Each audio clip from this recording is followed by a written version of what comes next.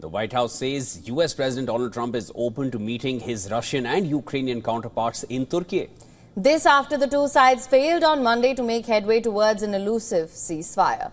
Turkey President Erdogan had proposed that Russian President Vladimir Putin, Ukrainian President Zelensky and US President Trump come for a third round later this month itself, either in Istanbul or Ankara. Putin has thus far refused such a meeting, but Zelensky says he is willing, underlining that key issues can only be resolved at leaders-level talks. Zelensky says he expects Trump to take strong steps and has urged the US president to toughen sanctions on Russia to push it to agree to a full ceasefire. In Monday's meeting, Ukraine said that Russia rejected its call for an unconditional ceasefire. Russia said it offered instead a partial truce of 2 to 3 days in some areas of the front line.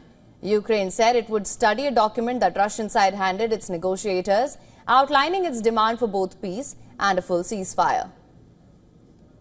But there has been no communication from them regarding their document until today. Only during the discussion today, Russians handed over its document to our delegation. Our teams will take a week to review the documents, and then we can coordinate further steps.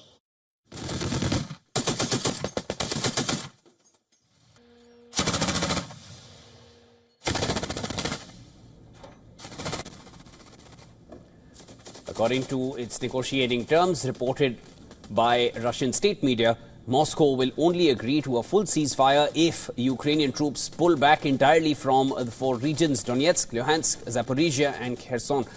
Moscow has also demanded a ban on Kyiv joining NATO, limiting Ukraine's military and ending Western military support. However, top negotiators from both sides confirmed their latest talks yielded a deal to swap all severely wounded soldiers as well as all captured fighters under the age of 25. Russia's lead negotiator, Vladimir Medinsky, said it would involve at least 1,000 on each side, topping the 1,000 prisoners of war exchange agreed at talks last month. The two sides also agreed to hand over the bodies of 6,000 killed soldiers.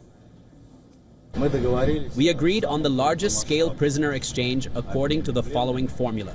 Firstly, all severely wounded and seriously ill will be exchanged under the formula all for all. Under the same all-for-all formula, young soldiers under the age of 25 will be exchanged. Now, the meeting comes less than a day after Ukraine carried out an unprecedented drone attack on Russia, Operation Spiderwebs. The Russian Defense Ministry confirmed that the Ukrainian drone strikes targeted strategic nuclear bombers at 5 air bases across Russia.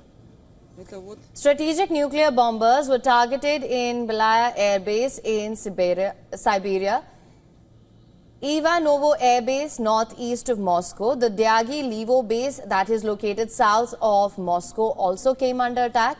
A huge explosion then also rocked the Russian Arctic city of Severomorsk, which is home to Russia's largest fleet of nuclear submarines. Ukraine also hit the Olynya Guba naval base in Murmansk region. Ukraine claimed the attacks destroyed around 40 Russian military planes, including nuclear-capable Tu-95 and Tu-22 strategic bombers. Moscow also targeted Ukraine with its largest drone strike yet, launching more than 470 drones and 7 missiles overnight.